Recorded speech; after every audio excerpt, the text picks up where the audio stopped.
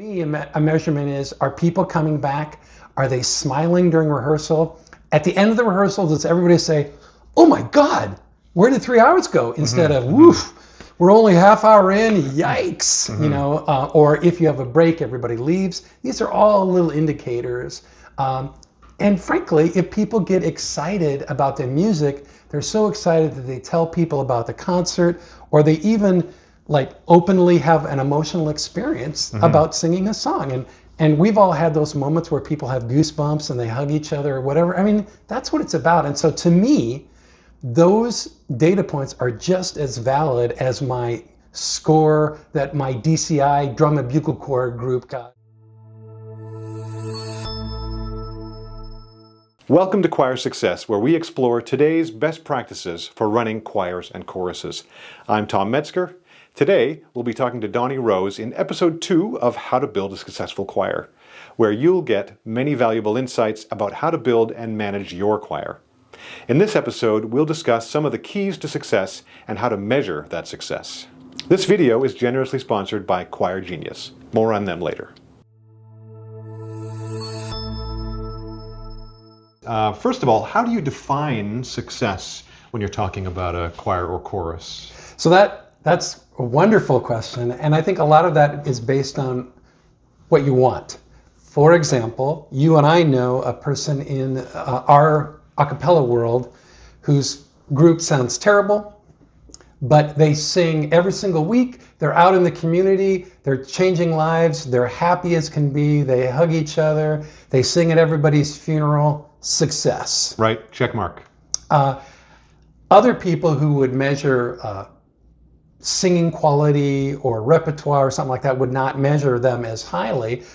So it has to do with like what do you want? And that's the beauty of choirs, is that everybody has this different place that they fill. Some groups are about doing music from a certain time period. You know, in Vancouver, there's the Bach chorale. You know, there's all these different types of choirs. We sing in an a cappella style group, and there's all this that's in the world. And so it's about defining what your success is. So for me, my success is I want to sing wonderful literature. I want to never sing that literature again after we do it, because there's a whole lot of great literature out there to sing.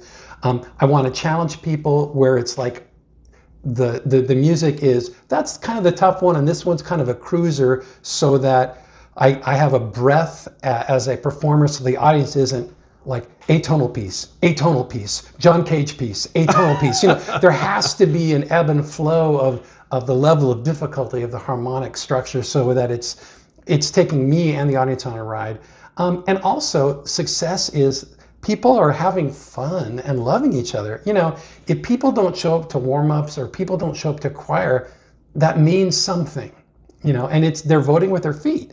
And so if you're not providing learning and fun and energy and an end goal, people are not going to be involved. So to me, success is about the group and the leaders of the group defining what that success is, and then working towards it. And then it's so much fun to put energy into it, because you're doing what you love, rather than kind of, I'm going to make another compromise. I hate this song. I'm going to keep this song because everybody loves this song. You know, do the thing that brings you joy as a leadership team, and the people will catch the vision in time. And if they don't, they'll move on, or they will change their mind. But you have to do the thing you love. You just can't sell out on everything. So there's millions of people in every big city. Right. Even in a small town, there's room for all kinds of different groups doing all kinds of different things, defining success in different ways.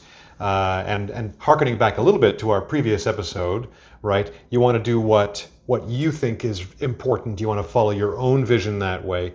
Of course, you have to find other people to come along with you. Right. Yeah.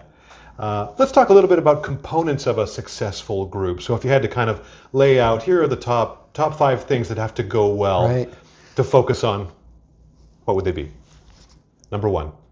A strong musical leader with a vision. So if you have a music leader that is so collaborative they can't choose anything, everything is mush. You know, there's no vision. It's just kind of all like pop music or whatever. There's no opinion. So have a director who at least has an opinion about what it is they want. Number two, that person, that director, should now not be involved in all the inner workings of marketing and business. And so some sort of executive director that takes care of all of the stuff of getting the risers, all that stuff. Because it's unlikely that you'll find somebody with a strong musical background and the administrative background? Unfortunately, I've done both, and what happens is it burns them out. It burned me out. We know of a very wonderful, probably one of the best arrangers in one of our a cappella styles that we love, and he had a very wonderful group, but he controlled everything, and he just couldn't last. And so he'd go for a couple of years and he'd stop.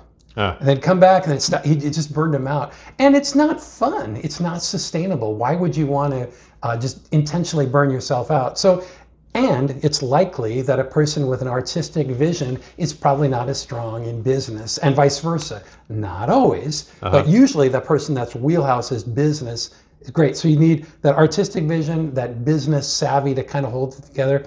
And then number three, you really need a team of people to kind of say, I'm going to divide up these things that have to happen. So I like having a person that's communications. So that person makes sure that they're communicating calendar items and they can spell better than I can. And they probably have some graphic skills, or they know somebody with graphic skills. Besides that, you probably need some sort of person who is the coach that coaches steel on steel. So I like having a person that will challenge me, not maybe in front of the choir, but like we kind of get in, not arguments, but we fight about the stuff that we want, and the good ideas win. Good art and passion always go together. Yeah, right? Yeah. And then besides that, having that overarching leadership team within your section, when I did church choirs, we always hired ringers, because having those college kids in each of those sections just elevated the choir. And people never understood, well, why do they hire these people? Well, because these little spark plugs change everything. So having section leaders or ringers in those sections to kind of anchor the section is more than you could possibly, it's a huge deal. And then last, having a plan of how do we introduce our music in a way that is logical to our people, so that I'm not saying, and here is 40 minutes of music, start it next week, or we're going to keep doing the same 8 songs year after year, or whatever. We need to have some sort of an introduction. So my favorite introduction for a successful choir is maybe a third of your music is something you are pretty familiar with, and like, this is a home run when we hit it. A third is we've kind of learned it, it's a little shaky, but we're pretty much there. And a third is like, I've never seen this before. So to me, that's a beautiful mix, and it feeds people like me who just get bored quickly. I just kind of want new music. Like, I want stuff I've never heard. It just feeds people like me, and there's a lot of us out there that want interesting new music. And so that makes a difference, I have found, in the success of the group, because that's the literature is what makes a lot of the choir, and then the fellowship, and then the community. But there has to be the literature first. Otherwise, it's a Kiwanis club, right? Yeah, exactly, right? Yeah, social club. So would you say then that since you need to have a team of people with different skills, that the ability to collaborate well with others is probably a key success factor? I think that's the hardest thing.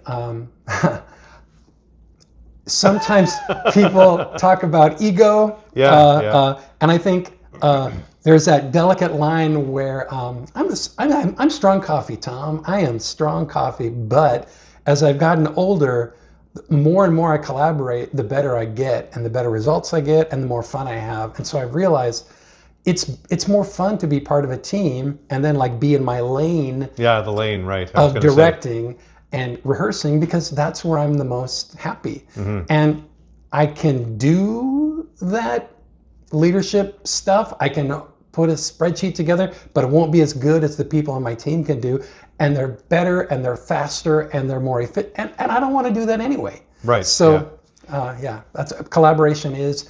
And that means sometimes you were with me in a group where I really wanted to do this thing, and my team kept saying, we can't go that high. That's too high. And I'm like, you're right. dang it. Yeah. Fine for the altos, but the tenors are going to kill you. Yeah. You're right. You're right. And it's like, but in my head, it was perfect, but I had to let it go. I'd like to thank Choir Genius for sponsoring this video. As a bit of a choral fanatic myself, I'm involved with an a cappella quartet, a choir, and a chorus right now, and they all use Choir Genius to automate basically everything. Member management, communication, calendar and attendance, music and learning track distribution, and even registration, donor management, and ticket sales. It saves me and the whole team hours every week so we can focus on what we do best, filling up the risers with singers, signing on new donors, and yes, so I have time to memorize all of my music. I have so much music to learn. Anyway, it's incredibly cost-effective, replacing multiple tools with one simple solution. I know choirs where friends of mine have saved thousands of dollars per year. I don't trust everything I hear on the internet, but this is guaranteed. If you use Choir Genius and you don't save 80% of your time, they will give you your money back, so you really can't lose. Visit choirgenius.com and start your free trial today. Take control, save time, save money, and let your choir thrive. So let's talk about measuring success. So you have these people, you're in a structure, you're in your lane, right? How do you decide, like if you can imagine this going on, any group going on for many years in a row, you want to get better every year, right? Sure. So it'd be nice to have some data, right? Or something to look at it and say, well, according to our success metrics, we're at this level right now, we want to move up to this level next year. Like, have you thought about measuring these things and tracking?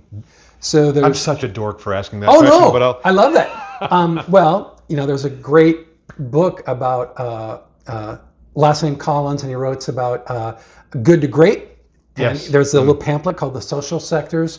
It says, well, how do you evaluate groups like choirs and bands? Like, where's the data on that? It said, well, in Cleveland, you're doing great with your orchestra when the cab drivers say, we have the best orchestra in the world. Yes. And in Cleveland, you have the best orchestra in the world where they time how long the standing ovation is. Okay. And it moved from 20 seconds to 3 minutes. And that is success. And Cleveland, they know it's when the greatest conductors from all over the world want to conduct in residency in Cleveland. They're measuring what they decide to measure. And people will say, well, that's hooey, but it's not. It's a measurement. And so for me, a measurement is, are people coming back? Are they smiling during rehearsal? At the end of the rehearsal, does everybody say, oh my God, where did 3 hours go? Instead of, woof, we're only half hour in, yikes. Or if you have a break, everybody leaves. These are all little indicators. And frankly, if people get excited about the music, they're so excited that they tell people about the concert, or they even openly have an emotional experience about singing a song. And we've all had those moments where people have goosebumps and they hug each other or whatever. I mean, that's what it's about. And so to me, those data points are just as valid as my score that my DCI drum and bugle corps group got, and it moved from 91.3 to 92.6, and the world sees no difference, but these very trained people can. But it doesn't really matter, right? If you have these numbers and these scores, it's really about measuring the things that you think are valuable, which to me is beautiful music, beautiful community, changing the world outside with your music.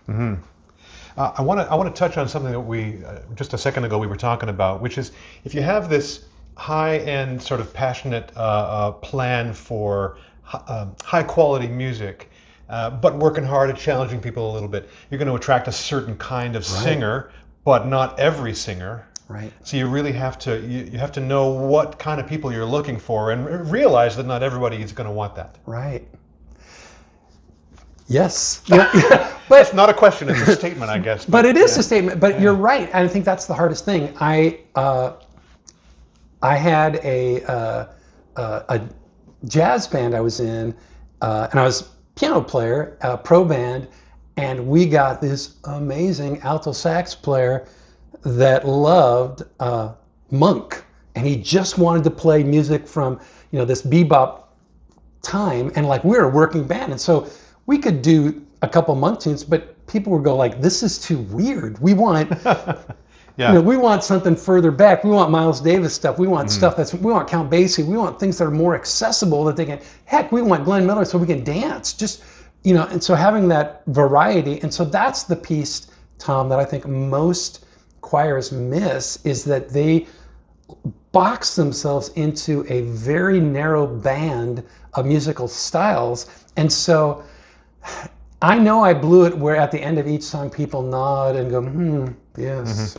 That Another was one of those. That was really, really powerful. You know, in German, yes. You know, and I want something that is accessible. So this is Donny talking. This is not, you know, my group.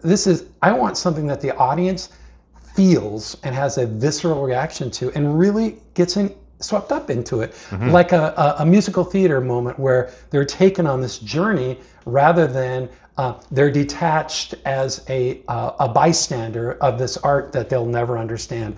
I want something that people can relate to. I always felt like a good metric for almost any group would be, if they have shows for the public, does the public come? Are the people who are coming to the show coming even though they don't have to? Right? Is it all family and friends, you know, grandmothers and such? Or is it people who are like, I just love this group and I'm going to come back? Right. Well, that is the painful thing. As choir directors, we know when we look at our choir, we see a cross-section of the world. And when we look at our audience, we typically see the same cross-section but 20 years older. Yeah. And I want to see young kids in jeans. I want to see kids from the School of the Deaf. I want to see homeless kids. I want to see the world watching this performance, because music is for everybody. And when we make it so singular and so narrow and so inaccessible, it's heartbreaking, right? I agree. Now we're about to talk about tips and tricks for making this community happen. And so if you listen to us and you've got some tips and tricks of your own, please write them into the comments section. So Donny, what are some tips and tricks that you think are valuable for making all of that happen? Building those communities, making those choices, being clear about what you want.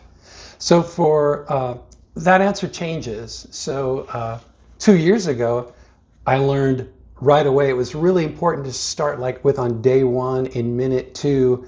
Let's introduce each other in circles. Let's start by saying, what are your pronouns? What name, what part do you think? And I would have never thought to say anything about pronouns for the 30-something years prior to that. So that answer will change. But I think in some sort of way, the biggest tip is in a choir class, kids got to feel, and adults have to feel safe. They have to feel safe. They have to feel like they're taken care of, like nothing bad. They're not going to be taken advantage. And obviously, they know they're not going to get beaten up or anything like that, but sometimes it can be emotionally scary. It can be equally painful, I think, at some level. Well, sure, right? Yeah. Sure. So they have to know that if I walk into this room, my friend Tom is going to be kind to me.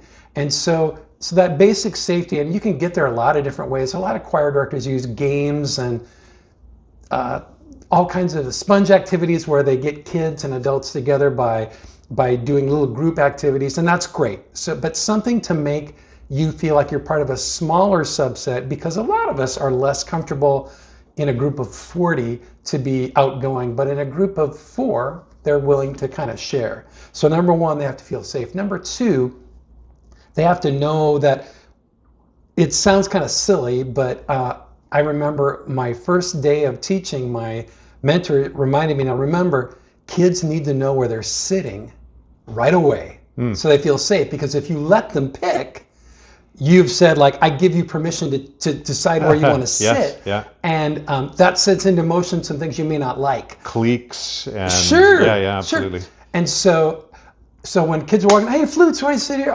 Altos, let's be over here. And just for fun, if I saw a kid that looked like it might be kind of trouble, I made sure to move him. So, oh, would you mind sitting over there? Because I wanted to subtly, in his dog lizard brain, say, I'm moving you because I have power. Right. I was like, I'm so sorry, I forgot about that. Would you mind sitting there? And I'm just a big dummy, you know. And then he goes, then he kind of laughs because I'm a big dummy, and then I made him move. Yes. So there's psychology involved. Oh my goodness. Yeah. With adults, it's about making sure that you're super clear about what's happening, because in about 4 or 5 seconds, the adults, you lose them.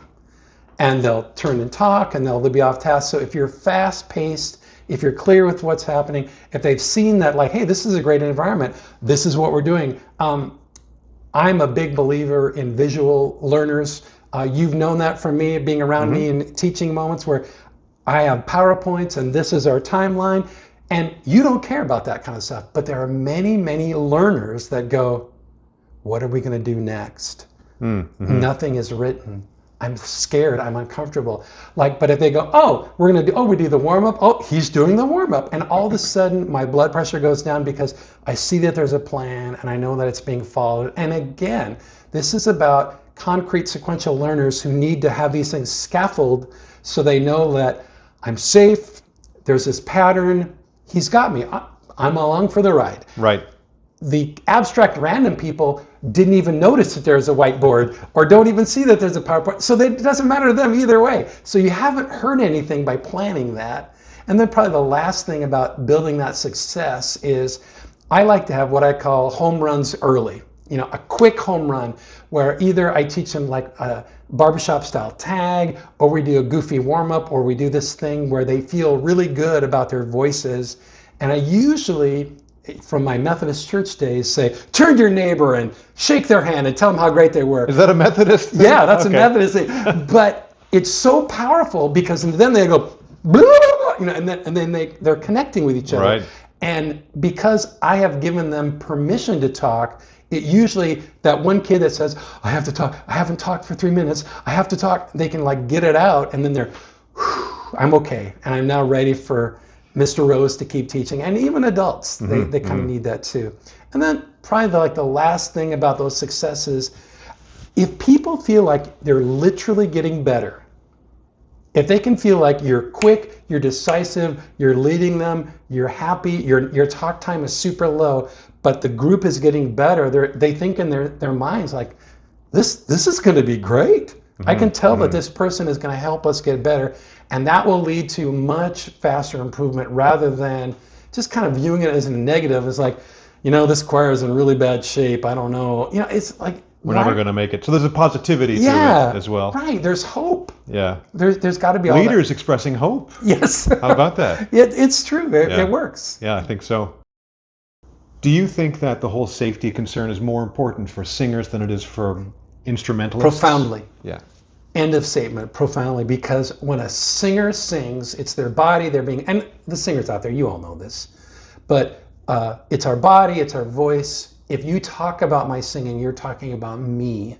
You're not talking about my voice. And the number of times I've been with a band or an orchestra and a wrong note happens and the trumpet player goes, and they look at their instrument, you know, they all do that. And so, yeah, it's a different skill set about working with singers, trying to avoid words like flat, trying to avoid words like sharp, trying to use words like, hey, let's listen to each other and find that match that we love. There it is. Yeah, you hear it. You know, it's not about being a liar. It's about elevating people up in a way that lets them figure it out and gives them the benefit of the doubt rather than using a negative way to help them, because we want to lift them up. We don't want to push them down.